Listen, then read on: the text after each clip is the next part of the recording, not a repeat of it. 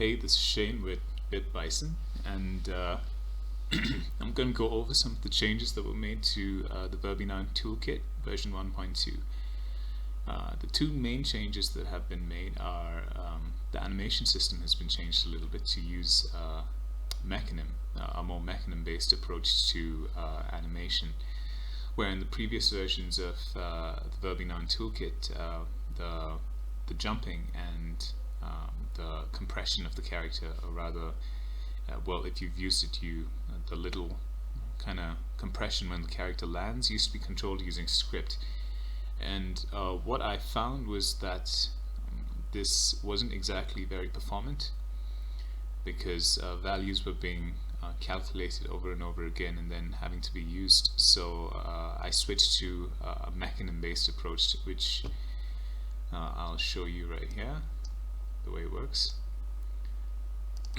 I've also added a third sample game, although it's very similar to sample game number 2. It's a more fleshed out version of the game, so you have more options over here. And this is sample game number 3. Let's wait for it to start.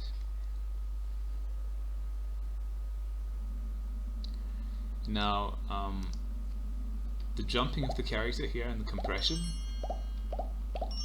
is all taken care of using mechanism animations.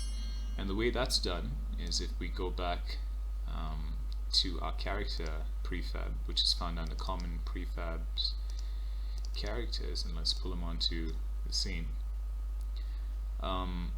You have the similar setup to what you had the last time, where you have you provide the player controller script with the name of the idle animation, the name of the walk animation, the name of the jump animation, and the name of the land animation. Now, the land animation is the new addition over here.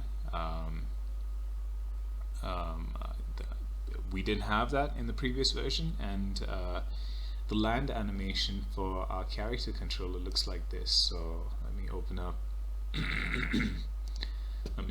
my animator and go have a look at my character over here. Turn off the UI to get a better view. Let's have a look at the character over here.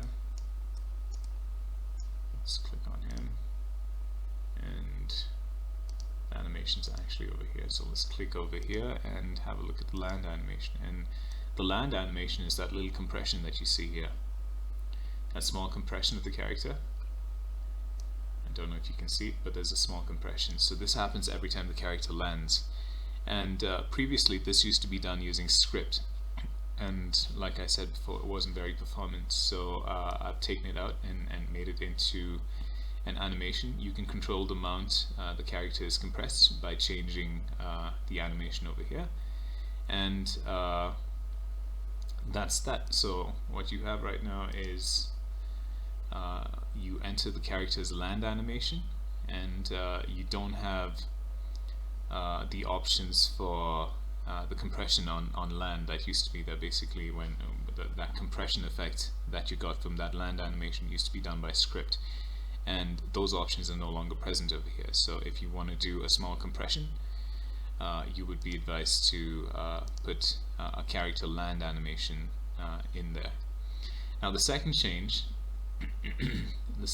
that comes along with version number 2 is the TVNT manager, and I will go over that in more detail in the next video.